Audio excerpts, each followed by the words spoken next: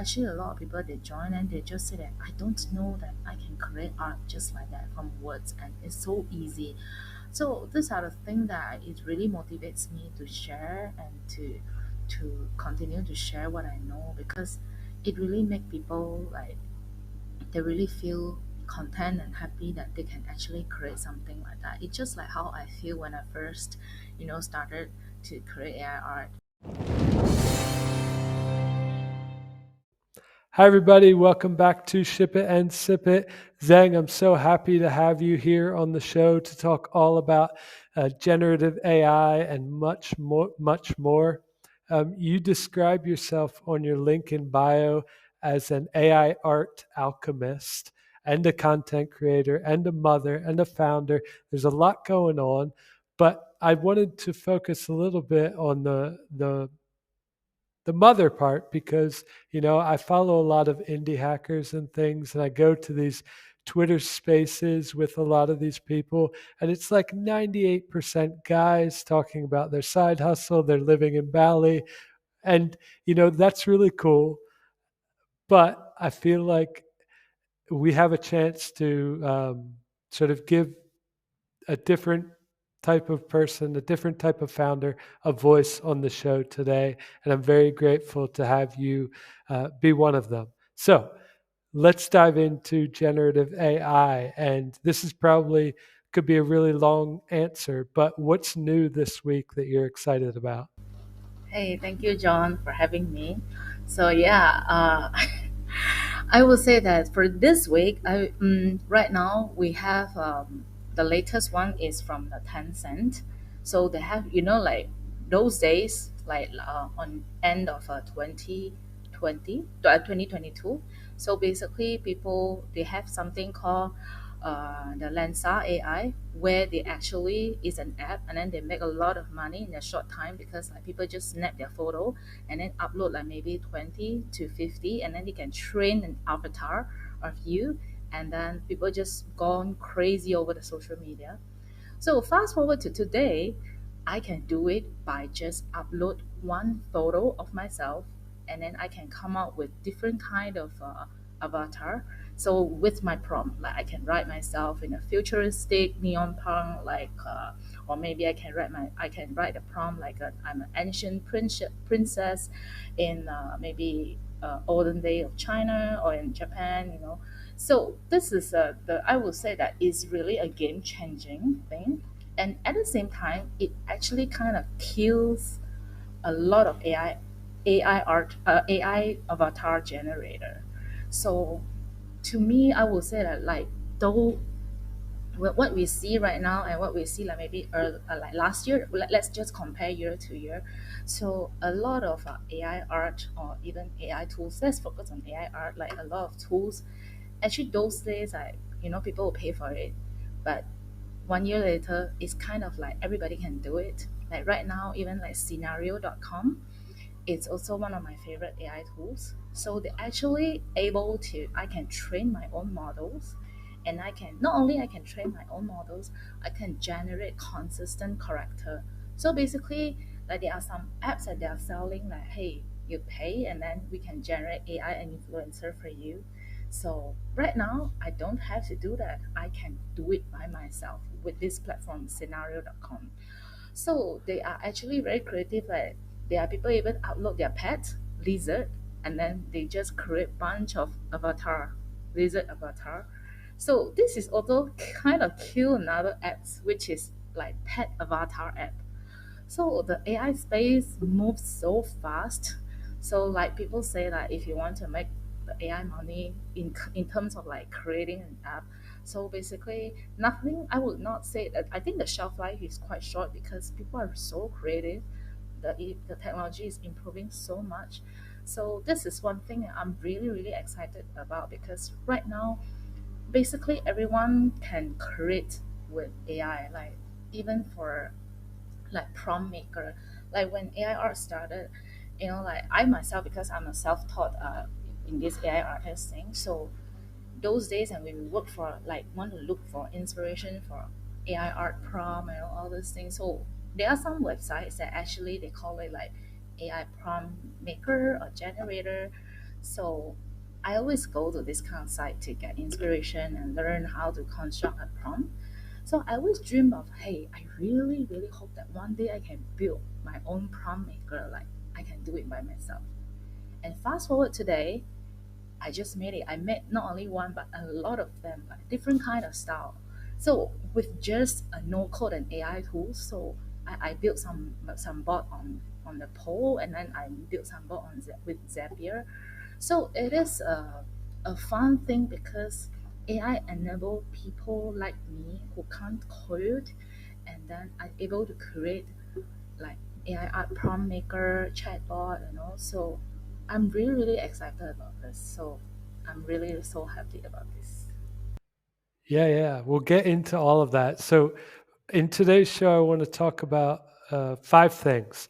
First of all, how you got into generative AI and sort of what your first impressions were of these tools. Second, curating, because your newsletter and your directory website, uh, you curate these tools for us and you find new ones all the time.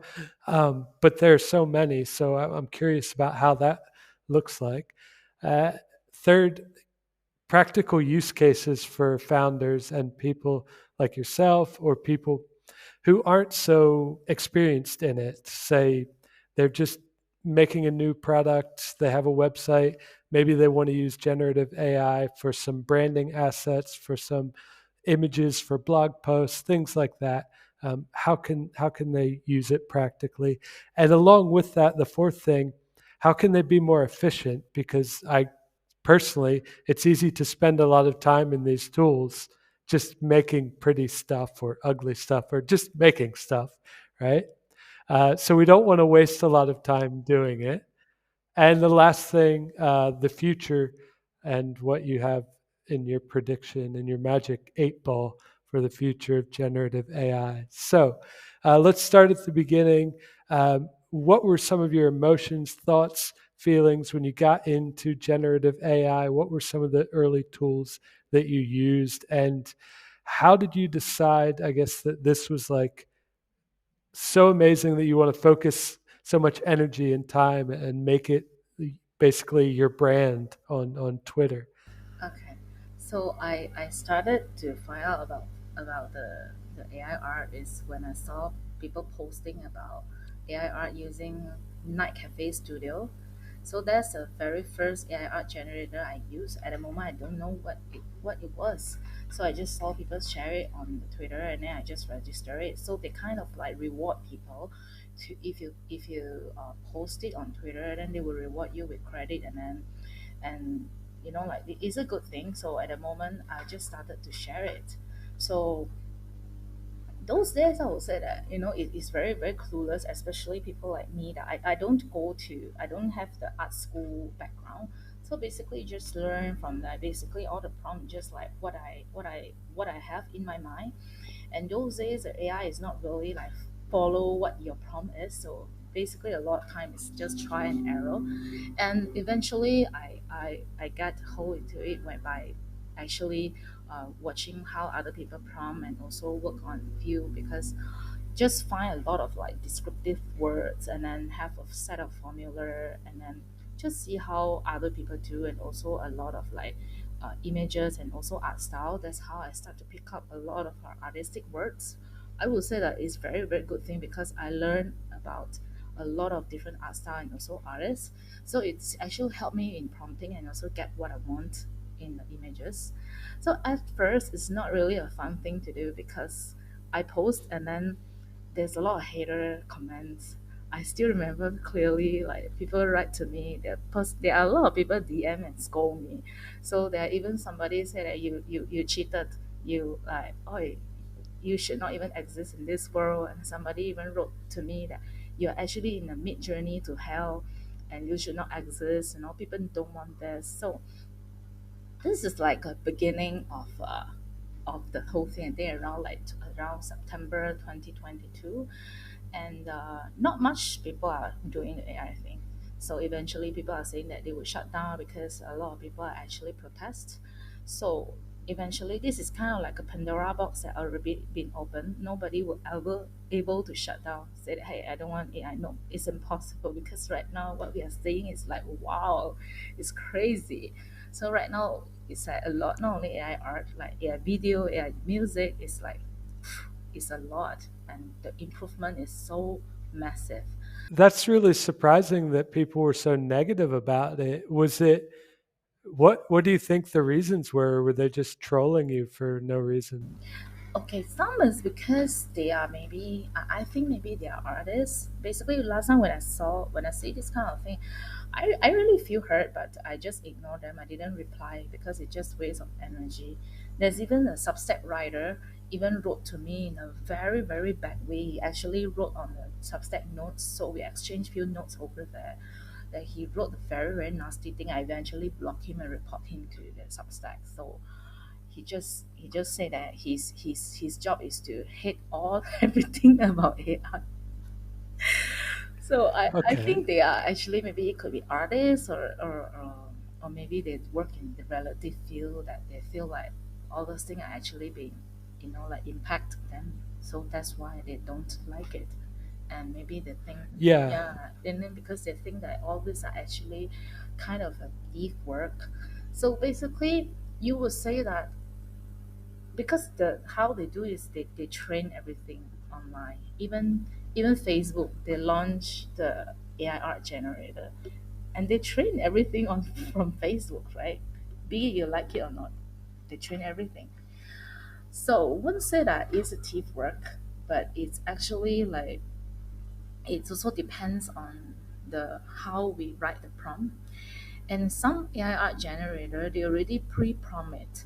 Even though we didn't write the artist name, let's say you write some cyberpunk style, or maybe uh, uh, any style that they have. So they actually, or maybe digital art.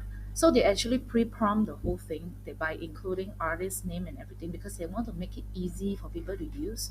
So how people will actually use it, or maybe like beginner, they use is they just type something short, something easy, but the result come out is impressive. So that's how they hook Mhm. the tools, and that's how they pay the money to the company, and that's how the company, like some AI art generative, some AI art generator, why they're so successful. Like Leonardo, they have 1 million members in Discord, because all their fine-tuned model is so nice that you just type one word. I have tried, like I just typed like some city with like Monday, Tuesday, Wednesday, and then the result came out like, wow, it's crazy. Like people Right. asking, hey, what is your prompt? So I just tell them, hey, this is the prompt, and people get shocked. So that's why a lot of company, they actually pre-prompt the whole thing and fine tune the whole thing. So it's normal about Mhm. if I write an artist name, I'm a thief. No, even be it you write it or not, some of them is already Yeah, yeah. included in it. Yeah, so right now Okay. I would say that by learning a different artist name is actually kind of a good thing, because we are exposed to a different art style. It is the education for new generation. Okay, that's interesting. I wanted to get into the whole training and copywriting topic a little bit later, but when you started, I guess generating this art, uh, what kind of potential did you see as a founder or an online creator besides just, making creative images? Were there sort of business cases that immediately came to your head? Okay, at first when I just started to share, is I noticed like those the Twitter posts with images actually get more engagement. And then slowly I have some a friend that into email newsletter business, so she actually asked me to create some kind of because she said that her client actually um, wants AI art to be included in their newsletter. And then the client is actually in a mastermind group, that they are selling some kind of mastermind group. So she asked me how to do it. So actually I come up with few images, and then she sent it to the client, and then the client is very happy, say, hey, this is exactly what I want. So that's how I noticed that, hey, actually I can use my skill to actually like custom image, if depending on what kind of thing, as long as you tell me a topic, and then what kind of target audience, and then I can curate this kind of images. So I work with few clients before, like as freelance, like one-time payment kind of thing. So if they have some kind of thing, then they can do it. And then recently, because of the able to create consistent characters, so they are actually book writers that they actually start to ask, like how can we do it? Because in for them to create a book, and then especially for children's book, they need a lot of visuals. So basically, to hire an artist to do these visuals is actually very costly. So at this point, we will not say that hey, AI actually killed the artist's work. No, because I think every business also want to minimize their cost. So for I don't blame anyone want to cut their costs with the right way. I'm not saying that they rip off people or anything.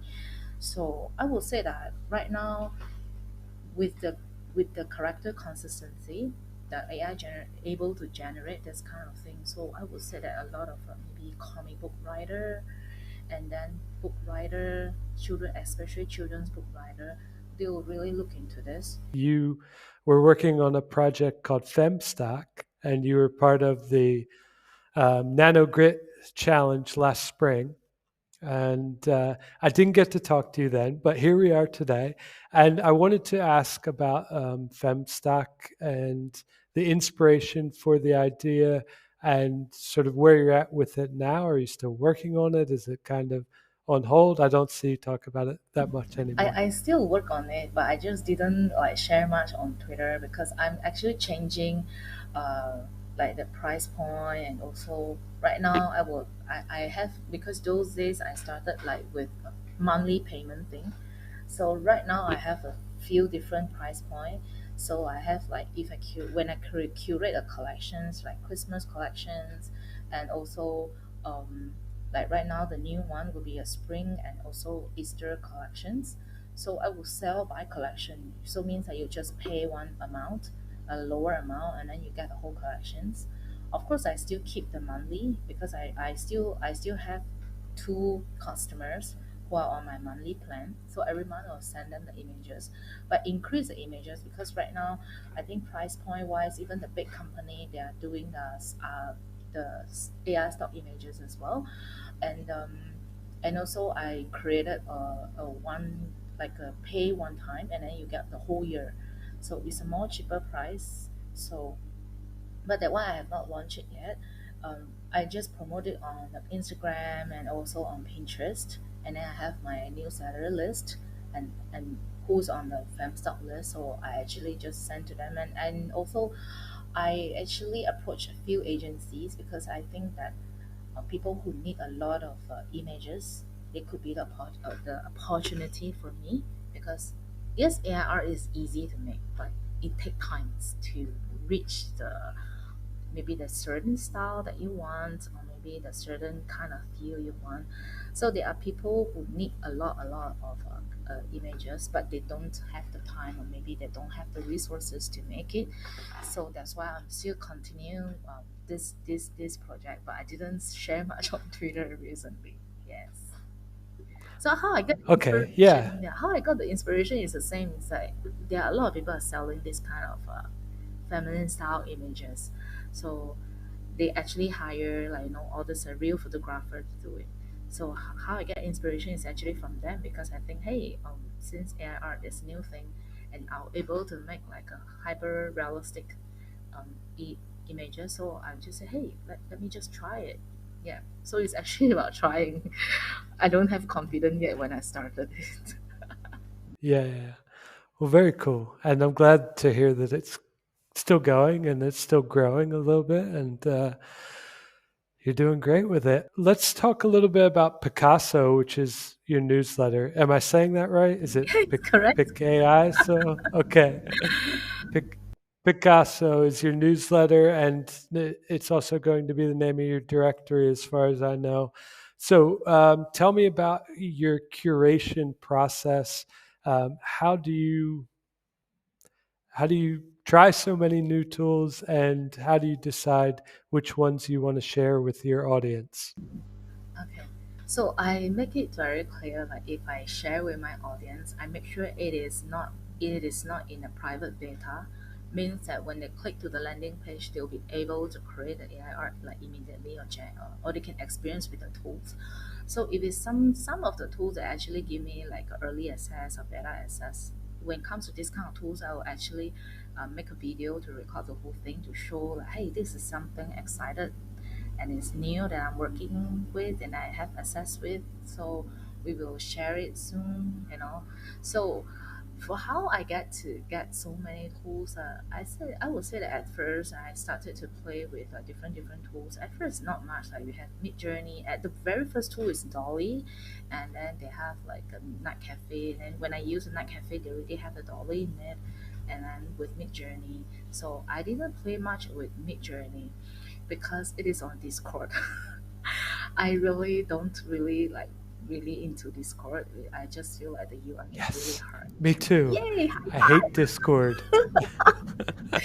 Exactly. So, but right now it's like almost of the tools that they are on Discord. So it's kind of like, like no choice. But I still will use it. But I would say that because it's on Discord, a lot of people actually, hey, when they have a chance, like when the Dolly 3 came out, so a lot of people are saying, hey, I'm canceling my Mid Journey subscription, this kind of thing. And I say that I get a lot of about tools, and also I know a lot of AI founders. Basically, it's on Twitter, and then some of the tools are, or maybe really new tools or something like I don't even know it. Sometimes the founders will actually approach me. They will actually DM me, or maybe write email to me and ask me to try it out, or maybe share it with my audience. So basically, that's how I got to know a lot of tools. So it's kind of like I would say it's a rabbit hole. Like, I always talk to like few of my AI art creators friend. Like it's like a rabbit hole. Like once you get into a new tool, so if the tool is so cool, it's like end up you spend time like you don't even know how much time you spend in that thing. So I noticed that. So nowadays I just set a timer for myself, or maybe I write it down whenever I use this tool. I write down how much time I spend in it to prevent like I totally everyone have 24 hours. So how to squeeze out more how to squeeze out more time. Yeah, But yeah, it is a fun thing to do. I would say that it's a very therapeutic process, especially if like sometimes I would try. I try every day, like allocate at least 30 minutes of doing nothing. I don't have any like a purpose or any goal. I just simply play with the tools or tools just to see anything that flow, to see what kind of thing that I can do with it. So I think this part is important because I think it will keep the creativity juice going on, and not to hit the creative block. Because and also I have friends that ask me, like actually with all these images, you tell me like like they said that they have seen a lot. Everybody is posting like now you can see a lot of different kind of images, but what is a real use case like?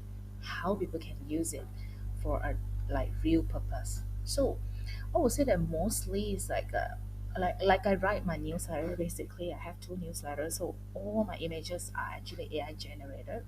Even Substack, in the Substack itself, you can generate AI images right in the Substack. They have such thing, and you can also generate logo inside the Substack as well. It's one of their features. So I would say that if it comes to really real life work, like the thing that you want to work on is, that you can use is to generate logo, generate icon, generate like the website background, or maybe like the phone app background, or maybe the icons. Basically, I would say there's icons and logo, and also the images for their social media, and also blog post. And for like some of like all this like maybe some people they would just create like creepy kind of like AI art or gore art. So this part I think of some people they are actually selling it, as an NFT. I don't know much about this part, but I think there are yeah. some hardcore fan that into this kind of thing. The other thing is very popular is porn, AI porn. So there are actually people, I would say that with bad intention, they actually hire people who make this kind of thing because I know few friends, so they share with me some of like creepy, not to say creepy, they would say the weird thing like they will send their colleagues photo to my friend, and then they say that Hmm. make this person naked, or maybe you Photoshop, not to say Photoshop because this is like AI, right? Right, you can just generate the face, and some the most creepiest I have heard is, you know, the cartoon, right? Frozen Elsa. So somebody actually want to ask my friend if they want to pay to turn Elsa into a naked lady in a pornographic way. So I just feel like, oh my god! But these are the people that they really want to pay. They really, really want to pay money. But this is something that I can't bring myself to do it. I want to include one section for AI porn into the directory. The reason why is because I think people should know this kind of thing exists. It's super hyper realistic.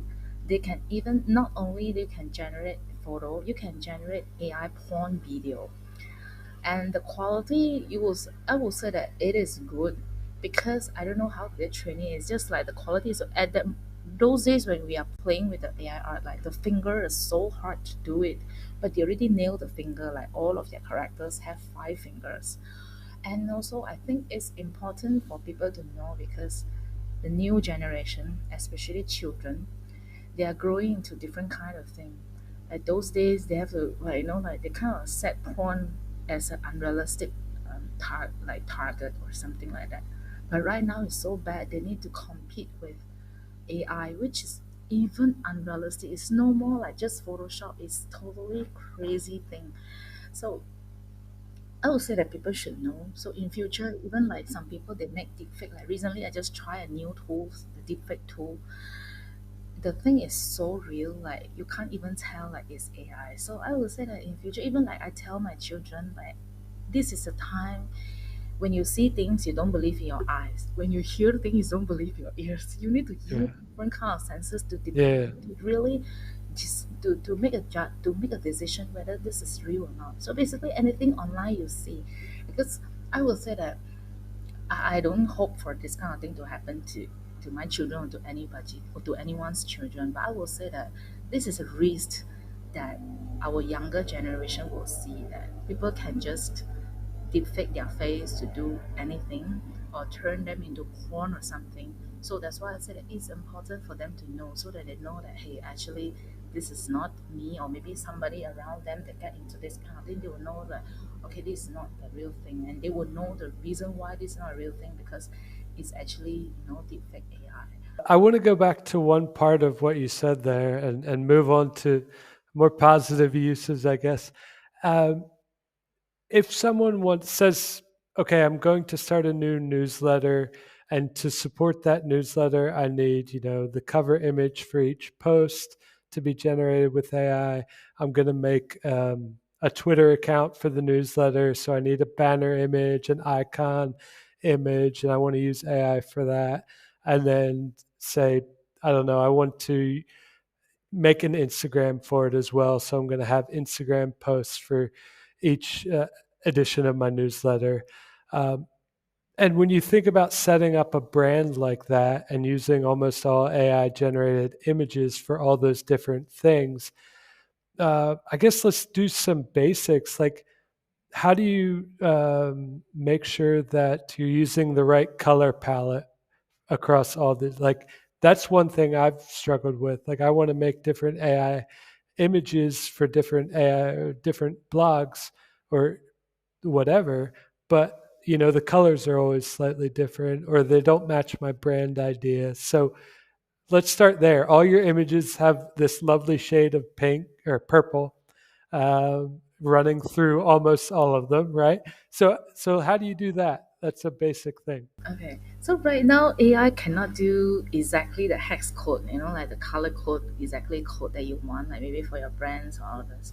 So basically, what you can do is just write the prompt in when you write, and then I just add purple or magenta or something like that, so that, to make sure there's purple. But you can notice that not all the purple are in the same shade because there are a lot of different shades of Yeah. purple, And I will say that if you want to create such a thing, you can either you can first, okay, you can go to Canva.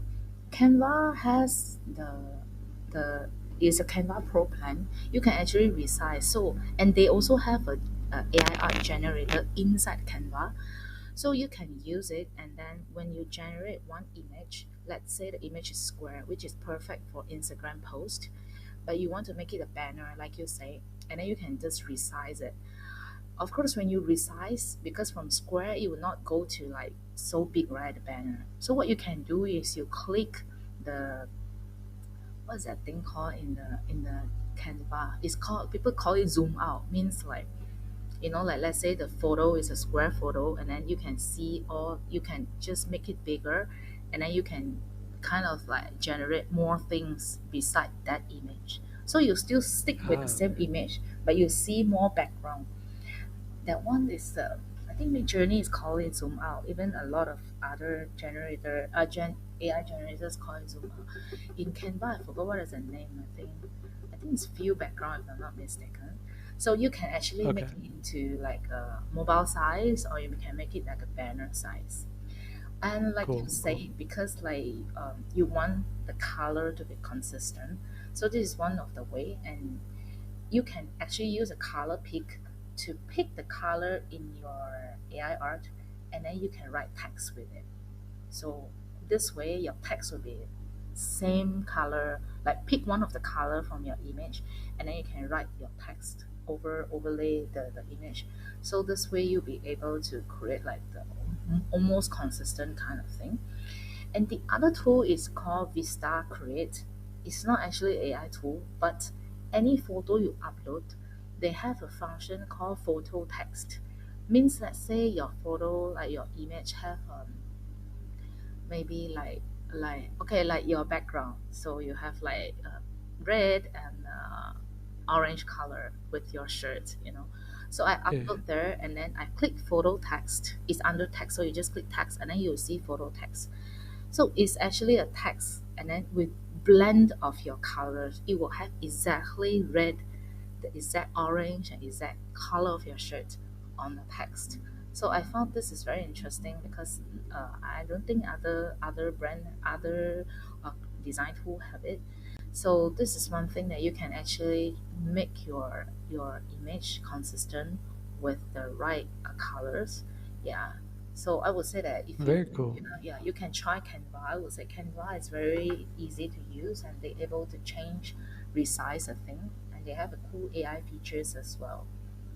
It's like, Hmm. let's say you upload like uh, let's say a box of coffee, or maybe the coffee that you bought, and then it has a text, right? So you can actually select the AI function called grab text, and then you just change the name into John. So right now that coffee is Okay. named John. Yeah. Okay. Cool. Yeah, the text thing was something I realized not long ago. I was trying to generate a UI example of a podcast player, like a mobile app for a podcast player. But every time I generated one, the text within it, like all the show titles and the descriptions, they were all just like gibberish. They were like not in English. And I realized, you know, this is something that AI just can't do right now, as far as I know. It just can't make text in English. Make text, Um, the best tool will be Dolly 3, the mhm, one on the Chat GPT and the one on the Bing. And the other one is Ideogram AI. They can write mhm. text very, very well. And Mid Journey Okay. as well, latest one, V6, they can write text very well. So to solve this problem, like you say, let's say you generate something from the Dolly 3, which is very nice, and then maybe the words, maybe like instead of coffee, they become like have 3F. So what you can do is you upload this thing. This is something I tried that day as well, because sometimes not all AI images are directly from what you prompt. A lot of artists, even they actually Photoshop it to remove the unwanted things. So you can actually upload the whole thing to the Canva, like I said, and then you click the grab text, and then you edit the text. Like you said, the one that is not Nice. English or something. So it will still look the same. Yeah. Still look the same. It's just that you can help to edit the text. Yeah, you try that. That one is Very good. cool. Awesome. All right. That's a great tip. I guess the last example that I saw that was pretty interesting, there was this guy, he writes newsletters and things, mostly on LinkedIn. He had, I think it was a conference or something he was going to.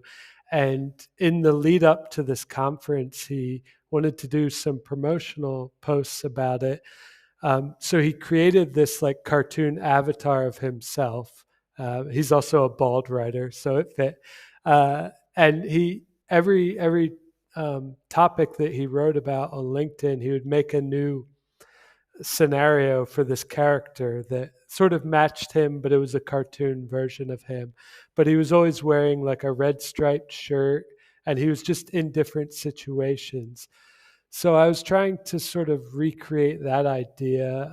Do you have any advice there in terms of making an avatar or a single character with generative AI throughout a series of posts or images that looks more or less the same, but is in different situations? So, do you just have to create a very detailed part of the prompt that's about the character, and then everything else gets changed? What advice do you have there?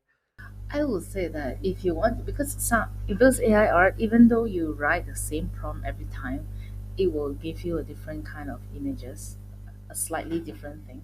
So if you look for like really, really the same thing, like you say, the person is the character is always wearing the same shirt. So that one is like it could be he actually generated the thing and then he kind of like grabbed himself and put on a different background, or he used AI to change the background. So this thing can be easily done in Canva as well. You can actually choose the AI.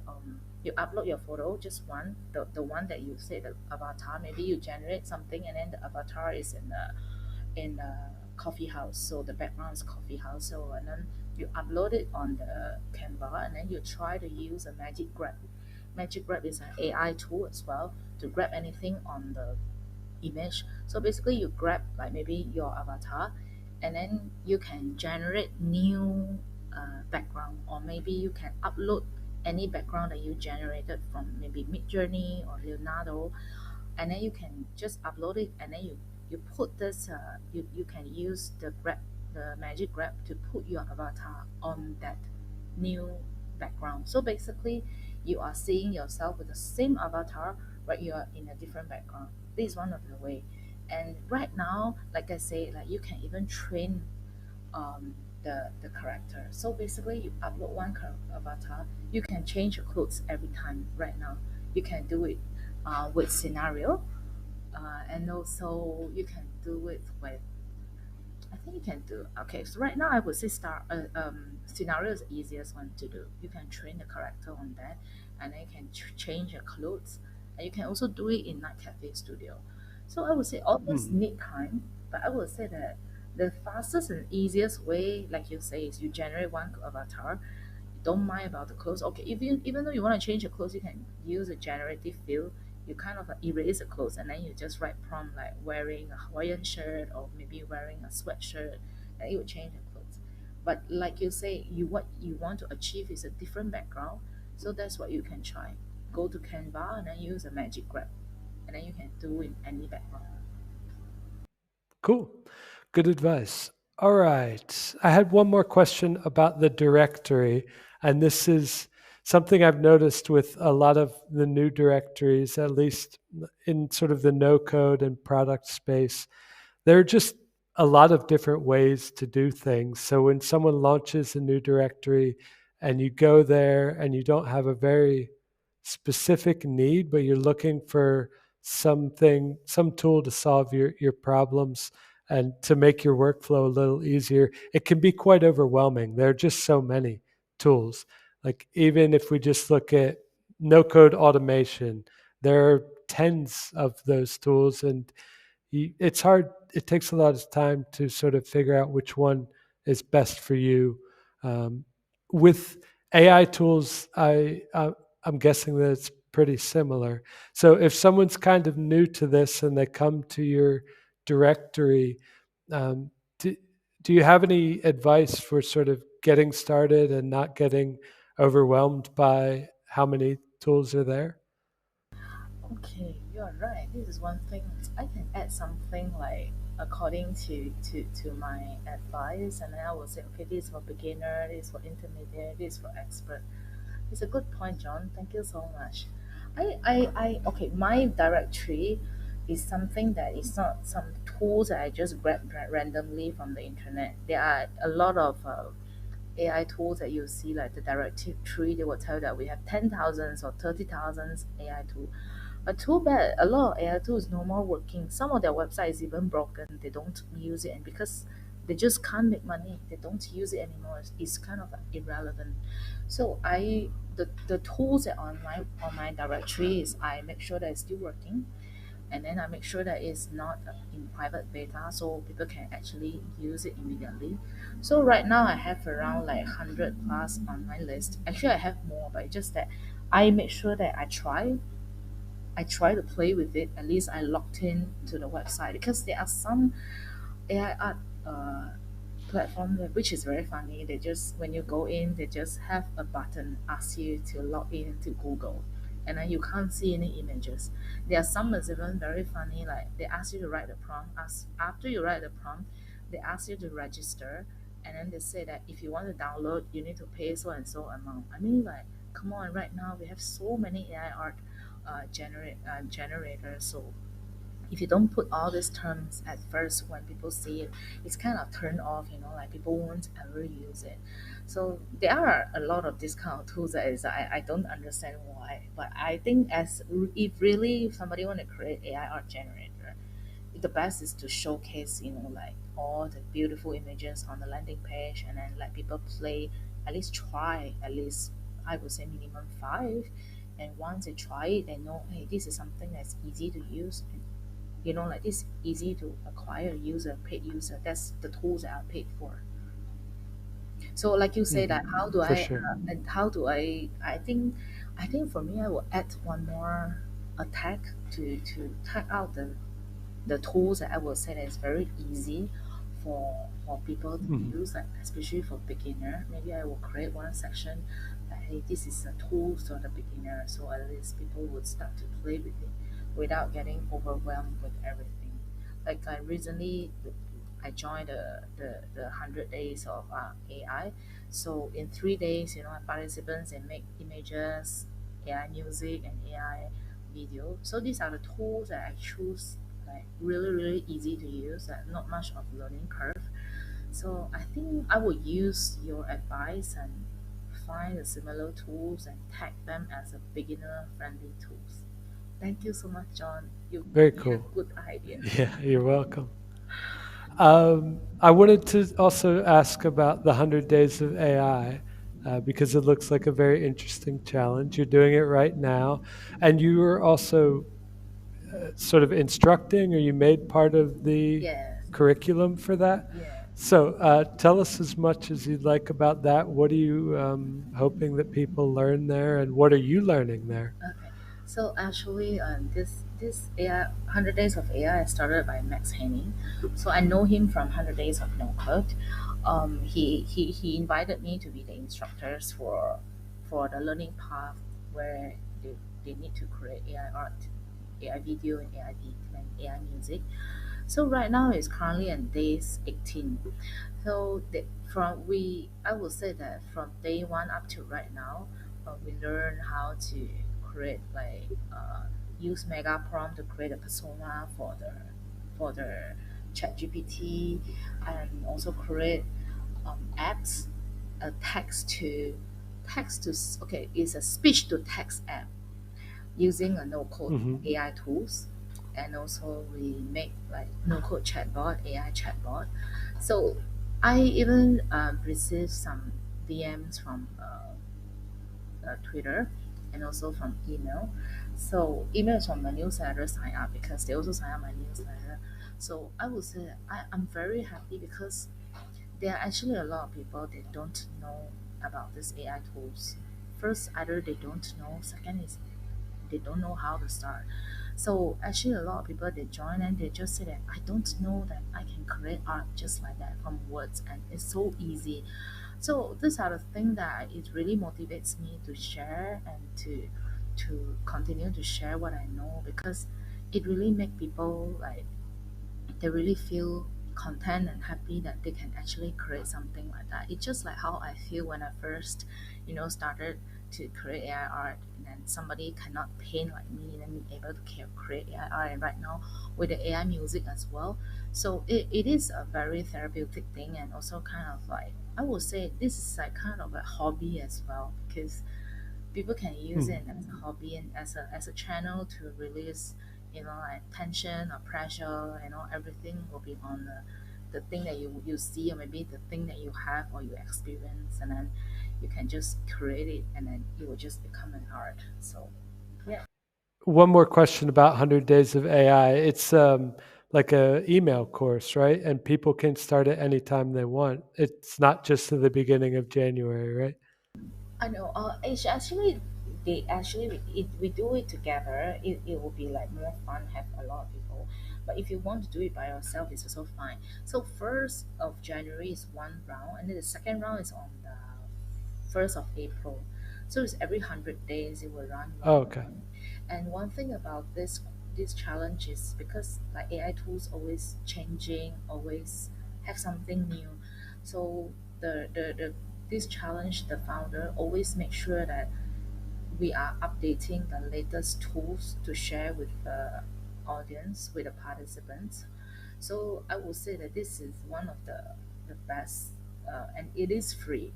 So basically, it's a good way for anybody who wants to learn about AI but don't know where to start, and this will be the perfect one.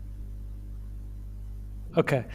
Yeah, I'll put a note in my calendar to get ready to start it in April because it looks like a lot of fun. And it's probably easier to just take this 100-day course than it is to ask you a million questions on this podcast about how to do things that I want to do with AI. Um, okay. And the one thing that you mentioned there about people not knowing how to do it, I was at Christmas dinner, and my nephew was there, and he's like 13 or 14 years old, and I asked him if he was using Chat GPT or doing any generative AI for anything, and he looked at me like I was completely crazy. He had no idea what I was talking about, and I was like, what? I don't feel so old, first of all, but not all the teenagers know about all the latest stuff. So yeah, there are a lot of people that don't know about it yet. Um, Speaking of children, you mentioned in, I think, your first edition of your newsletter that you were making games for your kids with ChatGPT. Is there anything you want to share about that, or are there any other use cases that you've found with generative AI and being a parent? Okay, I actually I use the I create a game with the no code tool. It's called Brashna. So it's actually anybody also can create a game with that. It's no code, and I use scenario to basically at the moment you can just use anything. So but the best game asset is scenario or Leonardo. So these are the tools that you can use to create a game asset. So for because I actually joined the no code challenge, so that's why this is one of my project for during that time. So it's to create a game because my son he loves car, so that's why I created a game for him. So he feel very happy because this kind of like personalized like the game, and then with his name pop up there, and also the cars that he like, the color that he like. So it is fun and evolve him into making it.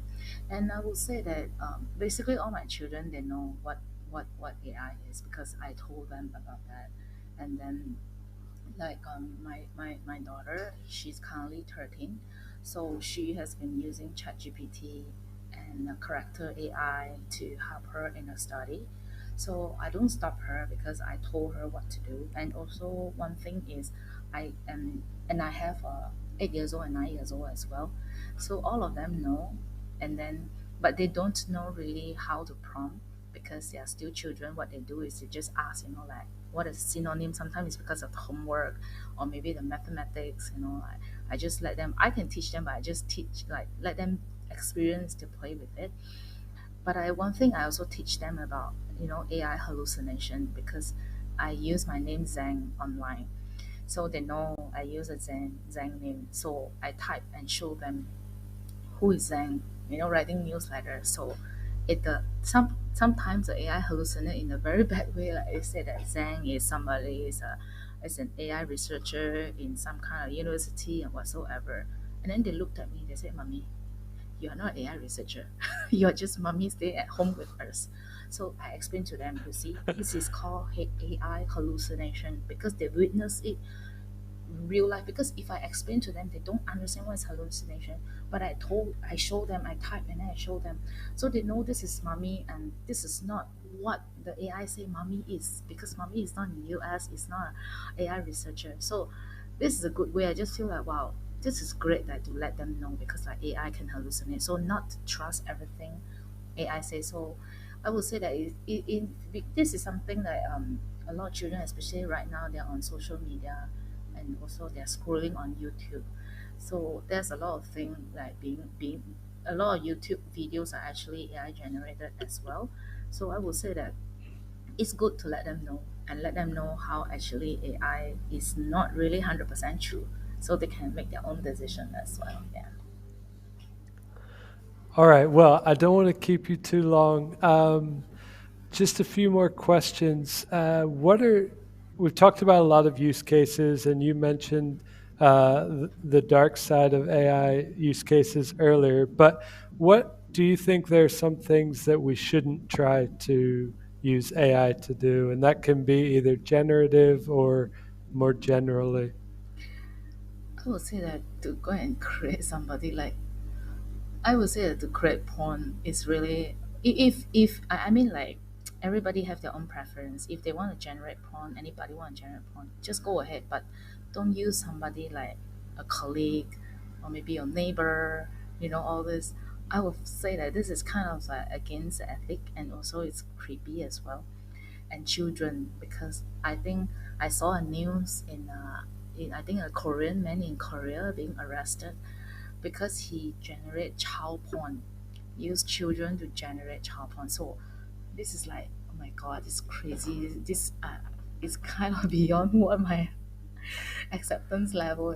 So I would say this kind of thing is really not good. But like right now we have AI like image to video. I lost my mom and dad when I was young. So I just upload my mom's photo, you know, and it kind of come alive to become video. So it's something that I really, really, so happy to see it. So I would say that this one is a good part in AI because it kind of like will bring, like maybe people that you lost and maybe people like you miss a long time, and then it's not like a long video. It's just like 6 seconds, but it's enough to see it comes to Right. life. Yeah. So these are the things I would say that it depends. It's a technology, like like all the while technology is technology. So when it comes to human, it's up to how we use it. I mean, like, come on, there are people who are so stupid they use it to make a child porn and end up in jail, and there are people using it, like to create like a fun video or funny video and all this. So I would say that again, like, we all have our moral and ethics. So this is something that no matter how AI can be advanced, but we as a human, we can control ourselves. We set our line where we want to go. Yeah.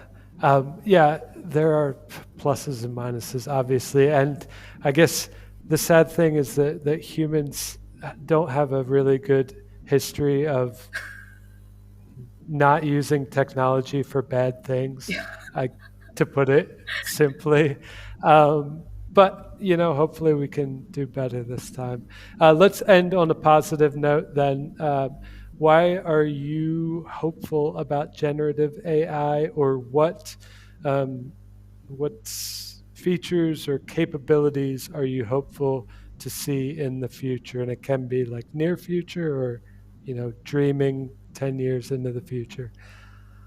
Yeah, I will say that right now, I've seen how the Tesla robot is able to fold clothes. As a mother, I feel so happy. I think I remember I tweeted that long ago, like, oh, people are saying that AI can do this, AI can do that. Like people, you always, like on the Twitter, you will see all this RIP designer, RIP code developer, but nobody said Yeah. RIP laundry, So I feel so Yeah. excited about it. Yeah, so I think that is a good thing. And also, I saw somebody develop an open source AI robot that can cook, even crack egg and cook. So I would say that these are the good things that actually can make life better.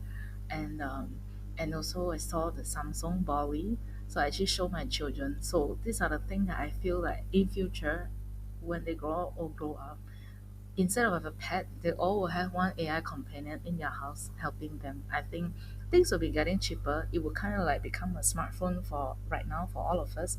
It will become like that. I think the thing will become cheaper for everybody to be able to afford because AI is already in our life. So I would say that the future is definitely better and have safe time, especially when you tell me that the robot actually can fold clothes. So future is good. Awesome. Yeah, I'm with you on that one. I still love to cook though, so I'm gonna keep my spot in the kitchen.